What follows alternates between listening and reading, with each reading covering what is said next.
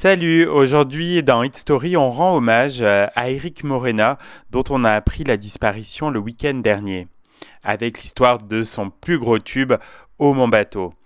Du 26 septembre 1987 au 9 janvier 88, pendant 16 semaines, Eric Morena se retrouve au top 50 avec un titre à contre-courant de la mode de l'époque, Oh mon bateau.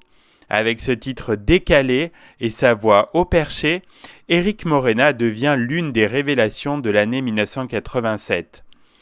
Eric Morena a d'abord suivi des études théologiques dans le but de consacrer sa vie à la religion.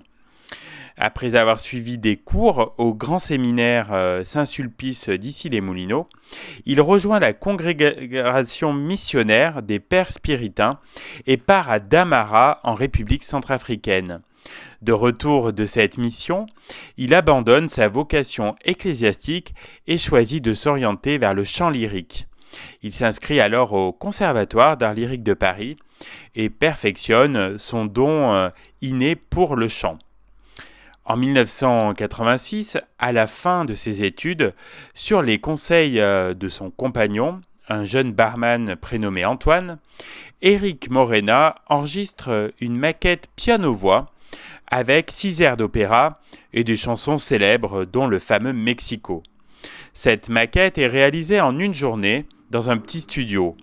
Plein d'enthousiasme et d'optimisme, Antoine décide ensuite d'envoyer la maquette à une trentaine de maisons de disques choisies au hasard dans le guide du showbiz.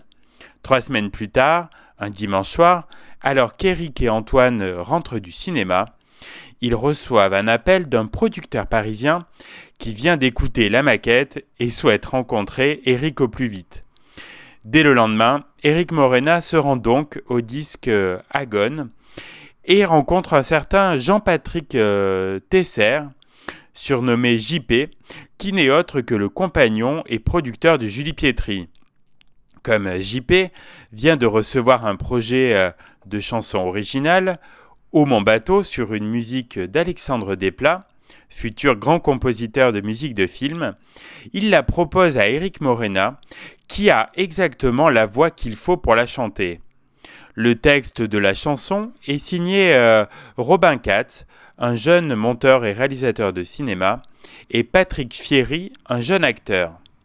Bien que pas très convaincu par l'efficacité du titre, Eric Morena finit par accepter de l'enregistrer. Les séances d'enregistrement durent près de 3 mois, sous la direction rigoureuse d'Alexandre Desplat.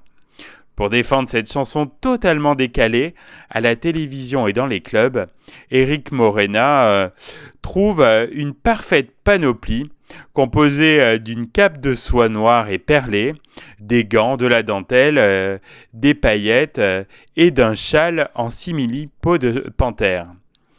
Oh mon bateau devient en quelques semaines l'un des succès de la rentrée 1987 et demeure aujourd'hui encore un des symboles de la folie des 80s.